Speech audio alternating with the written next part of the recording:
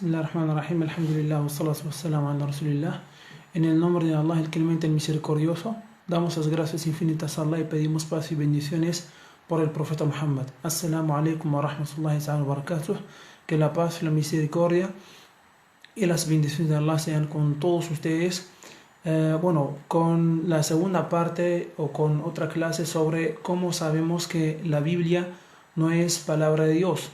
Nuevamente hacemos recordar que aquí no estamos para ofender a nadie ni ninguna religión, sino como nuestro deber es enseñar el Islam y enseñar el Islam a la gente que nos enseña y también llamar a la gente a saber lo correcto y lo verdadero y también lo que es falso y lo incorrecto. Para que todos complazcamos y satisfazcamos a Dios y podamos tener el éxito tanto en esta vida como en la otra. Este es nuestro objetivo, deseando el bien a todas las personas y estas son las enseñanzas del Islam.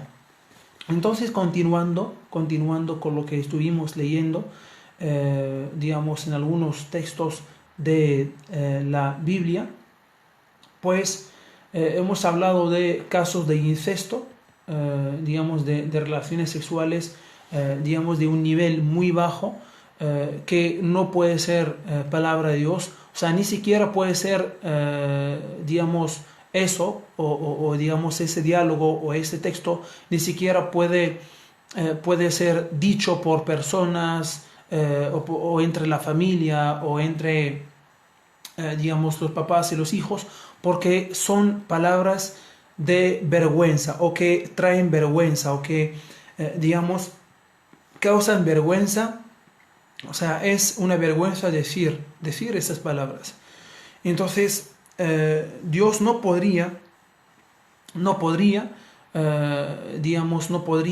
conversar con la gente o transmitir su palabra de esta manera, ¿no? Y también acusando a los profetas que son, como dijimos, que son las personas, que son las mejores personas de toda la humanidad que Dios ha elegido para ser sus enviados. Entonces los enviados de Dios no podrían ser fornicadores, o no podrían cometer pecados tan graves como estos, ¿no? Como vimos durante la clase pasada. Entonces continuaremos inshallah con lo mismo, y también aquí vamos a hablar de los profetas paganos, ¿no? Otra acusación que los profetas, que son también enviados por Allah para confirmar las enseñanzas de los mensajeros, o también para transmitir a la gente la palabra de Dios y ser el ejemplo y el modelo para seguir, pues aquí nos dicen que fueron idólatras, fueron paganos, lo que va en contra completamente de su misión como profetas, mensajeros y enviados de Dios. Pues en Reyes 11:13-4 dice: y tuvo 700 mujeres reinas y 300 concubinas, y sus mujeres torcieron su corazón, y ya que Salomón era viejo, sus mujeres inclinaron su corazón tras dioses ajenos, y su corazón no era perfecto con Jehová, su Dios, como el corazón de su padre David. Entonces, ¿cómo podría ser que el profeta Salomón, que la paz sea con él, que era un gran profeta y un gran mensajero, que Dios le dio el reino de la tierra, y también le dio varios poderes de poder hablar, puso a su servicio los genios, los animales, los pájaros, etc. Y también le dio el poder de entender el lenguaje de los animales y hablar con ellos. Entonces, y siempre, como Dios lo menciona en el Corán, que era virtuoso. ¿Cómo puede ser que él dedique un acto de adoración, o que su corazón no era perfecto con Dios, ¿no? Como el corazón de su padre David? Pues todos los profetas y mensajeros, como dijimos, son elegidos por Allah y son enviados por Él. Entonces no podrían ser, digamos, así, porque si fueran así, entonces Dios no sabría elegir bien a sus enviados. Entonces, en este caso, tenemos la conclusión, o diríamos que Dios no tiene sabiduría, que Dios no tiene conocimiento, y Allah está por encima de esto. Allah está por encima de estas características, ya que Allah es el conocedor de todas las cosas. ¿Ya? También en Éxodo 32, 2:4 dice: y Aarón, el hermano del profeta Moisés, que también era profeta. Aarón era profeta. Y Aarón les dijo: apartad los zarcillos de oro que están en las orejas de vuestras mujeres, y de vuestros hijos, y de vuestras hijas, y traédmelos. Entonces todo el pueblo apartó los zarcillos, es decir, de oro, que tenían en sus orejas, y se los trajeron a Aarón, el cual los tomó de las manos de ellos, y lo formó con buril, e hizo de ello un becerro de fundición. Entonces dijeron: Israel, estos son tus dioses, que te sacaron de la tierra de Egipto. ¿No? O sea, ¿cómo puede ser eso? Que el profeta Aarón, digamos, hizo de oro, digamos, de esas personas, un becerro de fundición, ¿no? Y para adorarlo, para que él lo adorara, y también las personas que están con él lo adoraran. O sea, cosa que no puede ser. Y no fue él, sino fue otro, As-Samiri, en árabe As-Samiri, no fue Aarón, ¿no? El profeta Moisés, cuando volvió, porque fue para hablar con Dios, y cuando volvió, sí, encontró que su gente está adorando un becerro, y le gritó al profeta Aarón. Entonces Aarón le dijo que yo les hablé, les dije que eso no puede ser, y no pueden adorar a un becerro. Entonces el que hizo esto fue As-Samiri, que en castellano o sea, no sé exactamente cómo se llama, pero no era el profeta Aarón que la pasé con él. También encontramos, o sea,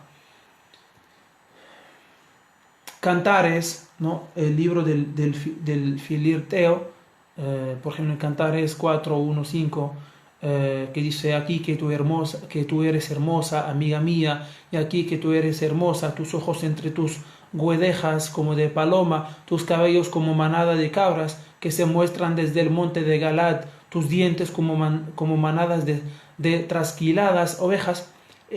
O sea, parece como un acoso, digamos, a una mujer, y eso podría ser la palabra de Dios.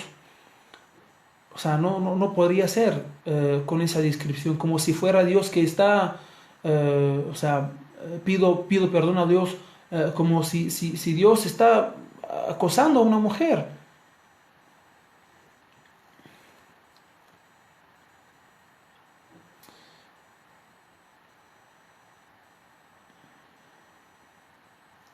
Bueno, y también hay aquí tengo varios textos, y no les quiero leer todos, sino estoy eligiendo algunos. Por ejemplo, aquí dice, o sea, que Dios obliga a la gente a cometer adulterio. En Amos 7, 16, 17, ahora pues, oye palabra de Jehová. Tú dices: no profetices contra Israel, ni hables contra la casa de Isaac. Por tanto, así ha dicho Jehová: tu mujer fornicará en la ciudad, y tus hijos y tus hijas caerán a cuchillo, y tu tierra será partida por suertes, y tú morirás en tierra inmunda, e Israel será traspasado de su tierra. También dice en Isaías 3, 16, 17, en Jeremías primero, 8, 9, 10. Los sabios se avergonzaron, se espantaron y fueron presos. De aquí que aborrecieron la palabra de Jehová. ¿Y qué sabiduría tienen? Por tanto daré a otros sus mujeres.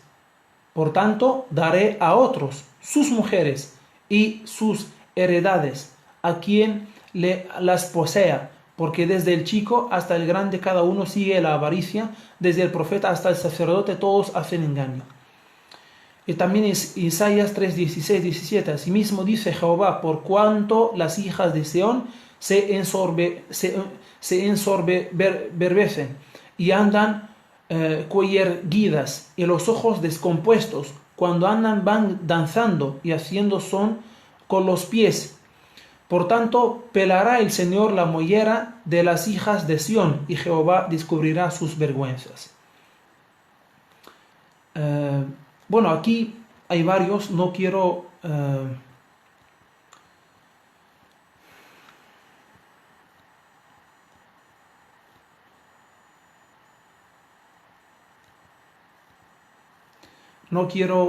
mencionar, digamos,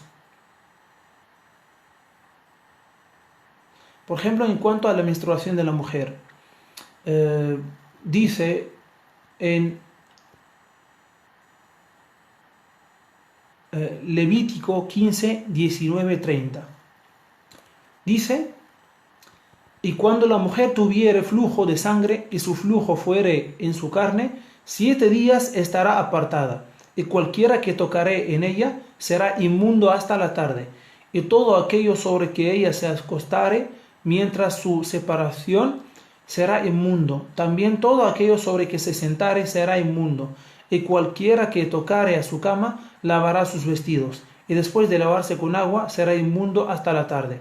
También cualquiera que tocare cualquier mueble sobre que ella se hubiere sentado lavará sus vestidos. Se lavará luego a sí mismo con agua y será inmundo hasta la tarde. Y si estuviere sobre la cama o sobre la silla en que ella se hubiere sentado, el que tocare en ella será inmundo hasta la tarde.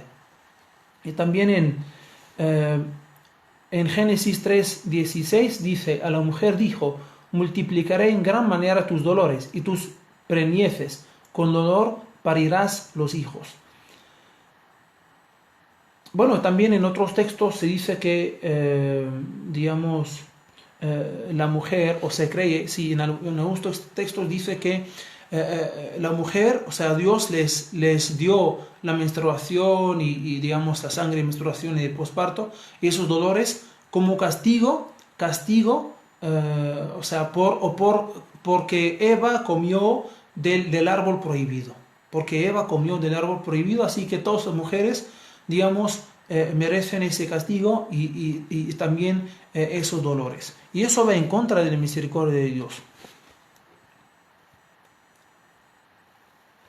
Bueno, entonces hay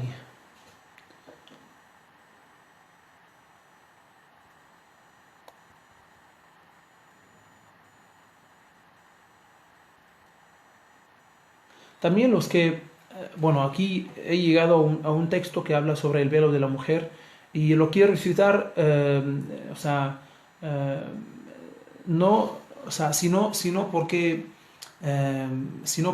los que hablan, por ejemplo, de la mujer en el Islam y hablan de que el Islam la maltrata, bueno, eso puede ser un tema aparte, pero como he llegado aquí, vamos a ver qué dice aquí sobre el velo en 1 Corintios 11, 5, 13. Dice: mas toda mujer que ora o profetiza no cubierta su cabeza, afrenta su cabeza, porque lo mismo es que si se rayese, porque si la mujer no se cubre, trasquílese también. Y si es deshonesto a la mujer trasquilarse o rayarse, cúbrase. Así que cubrirse la cabeza no es una obligación solamente para la mujer. Bueno, aquí sí dice, es un comentario para la mujer musulmana. Porque el varón no ha de cubrir la cabeza, porque es imagen y gloria de Dios, mas la mujer es gloria del varón, porque el varón no es de la mujer, sino la mujer del varón. Porque tampoco el varón fue criado para causa de la mujer, sino la mujer por causa del varón. Por lo cual la mujer debe tener señal de potestad sobre su cabeza, por causa de los ángeles. Mas ni el varón sin la mujer, ni la mujer sin el varón en el Señor. Porque como la mujer es del varón, así también el varón es por la mujer. Empero todo de Dios. Juzgad vosotros mismos.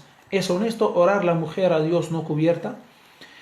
Y también en 1 Timoteo 2:9 Asimismo también las mujeres ataviándose en hábito honesto, con vergüenza y modestia, no con cabellos encrespados u oro, o perlas o vestidos costosos.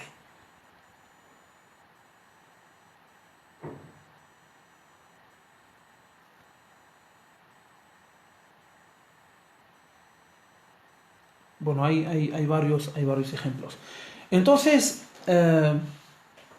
lo que, lo que hemos citado, bueno, no hemos terminado aún los argumentos de que la Biblia no es palabra de Dios, porque falta citar lo del Corán, y antes de citar lo que dice el Corán sobre el Antiguo Testamento y el Nuevo Testamento, pues en la próxima clase, inshallah, veremos cómo saber que el Corán es palabra de Dios. Ahora sí, o sea, cómo saber, y daremos argumentos que confirman de que el Corán es la palabra de Dios, o es palabra de Dios, y de ahí, cuando ya presentamos sus argumentos de su autenticidad, ahí ya podemos citar los textos que nos hablan de, de que el Antiguo Testamento y el Nuevo Testamento fueron distorsionados, tergiversados y cambiados durante el tiempo. Y eso es obvio, o sea, imagínense como aquí dice, por ejemplo,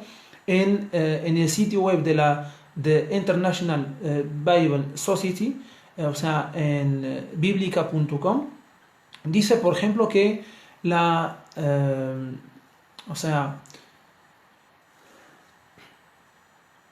dice que la Biblia no fue escrita en un año específico o en un solo lugar.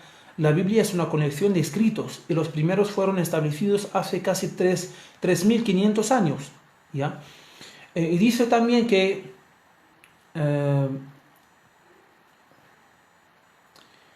dice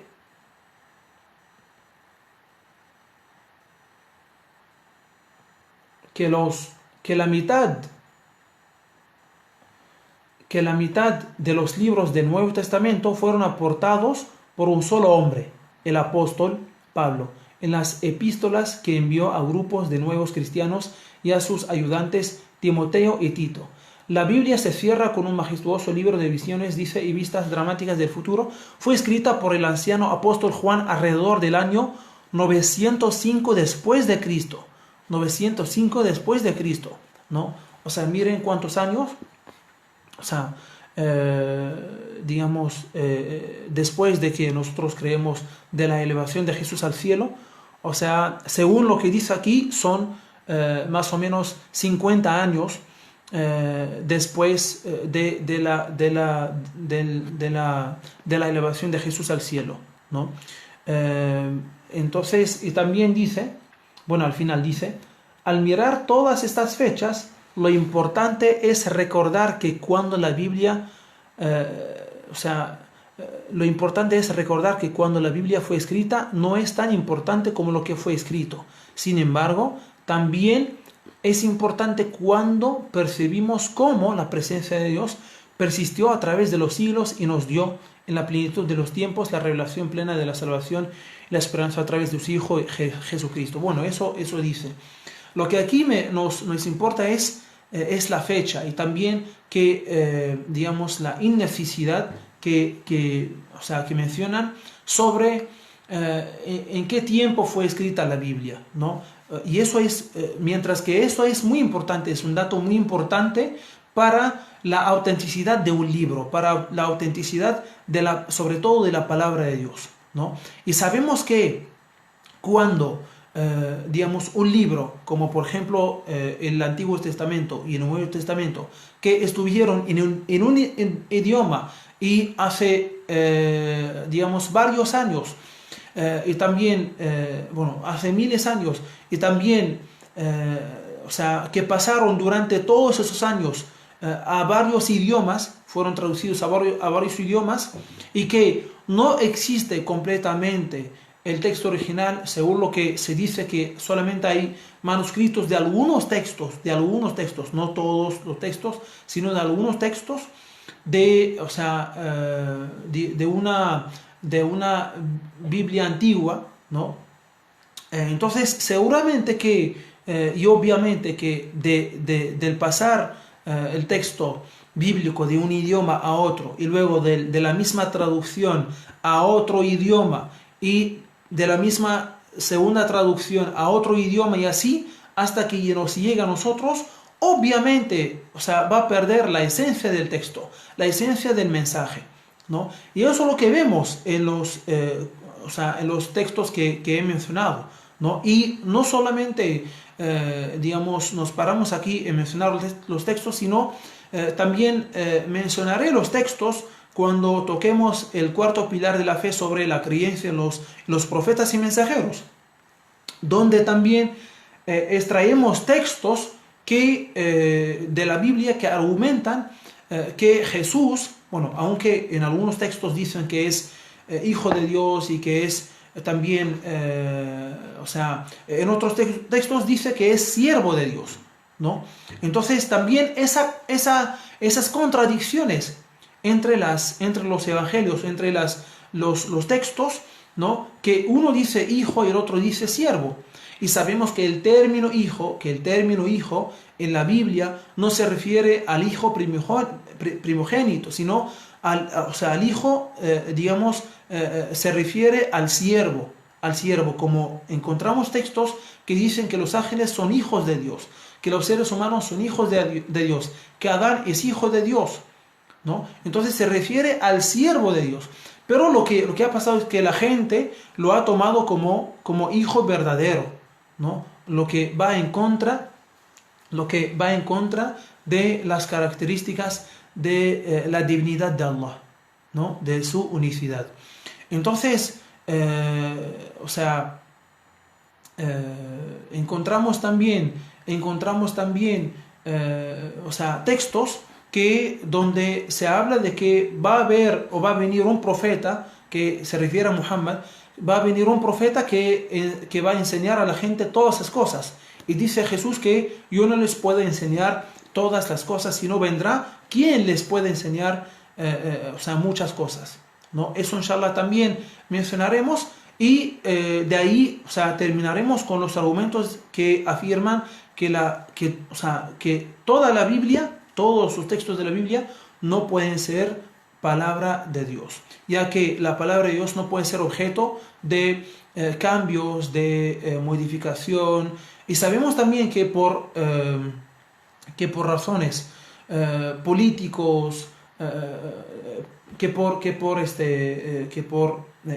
por intereses económicos y políticos, varios textos fueron introducidos, fueron modificados, ¿no? para alentar a la gente a participar en lo que se llama la Guerra Santa, ¿no? La Guerra Santa para ocupar varios territorios o para ganar más territorios, ¿no? Lo que quería ganar la Iglesia, digamos, en España, o sea, hace tiempo, ¿no? Entonces, lo que aquí, inshallah, pues, bueno, como hemos dicho el otro día, que la gente no se da cuenta de esto, o no se da cuenta que la Biblia no es completamente la palabra de Dios y que ha perdido la esencia del mensaje, y que, o sea, es debido a que la Biblia o los textos o los libros son grandes, y es difícil, es muy difícil leer toda la Biblia. Entonces, o sea, de hecho, la gente solamente sigue por tradición, sigue la Biblia, nada más. Entonces, también lo que vemos es que lo que dice la Biblia es una cosa, pero lo que se ve en la realidad es otra cosa, ¿no? O sea, en la Biblia no encontramos que Jesús adoraba, que la paz con él adoraba ídolos, estatuas, imágenes, santos, pero en la práctica, en la realidad encontramos que la gente que toma la Biblia como un texto sagrado, que adora estatuas, imágenes, santos, O sea, cosa que Jesús, que la paz sea con él, nunca enseñó, ni siquiera en la Biblia, aunque, o sea, no es completamente palabra de Dios, ni siquiera fue mencionado, ¿no? Eso también, o sea, hace un punto de interrogación sobre la práctica de la Biblia, ¿no? Entonces, lo que nos da a entender que hay una interpretación, ¿no? Ajena a lo que dice la Biblia, ¿no? Hay una interpretación ajena a lo que dice la Biblia.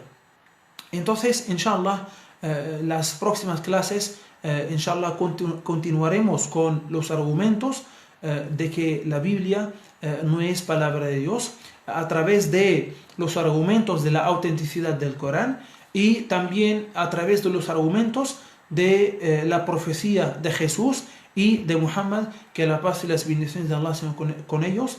Pedimos a Allah subhanahu wa ta'ala que siempre nos guíe por el buen camino, y como he dicho en la anterior clase y también al comenzar esta clase, que nuestro objetivo no es ofender a nadie, ninguna religión tampoco, sino es querer o es transmitir la verdad tal y como es, porque nosotros como musulmanes, Allah subhanahu wa ta'ala nos reveló el Corán al profeta Muhammad, y el profeta Muhammad transmitió la palabra de Allah a los musulmanes. Entonces nosotros tenemos la responsabilidad de transmitir también esa palabra a todos los seres humanos, ya que Allah no va a enviar ningún otro profeta, otro mensajero. Entonces es un deber nuestro transmitir el Islam, transmitir el Corán, transmitir las enseñanzas del profeta Muhammad a la gente tal y como es, para que la gente se dé cuenta y también conozca a Allah y conozca el camino recto que Allah ha elegido para sus siervos. Pido a Allah subhanahu wa ta'ala que nos recompense por asistir a esta clase, y que siempre nos mantenga firmes en el Islam. Amén. Alhamdulillahi Rabbil Alamin. Wassalamu alaikum wa rahmatullahi ta'ala wa barakatuh.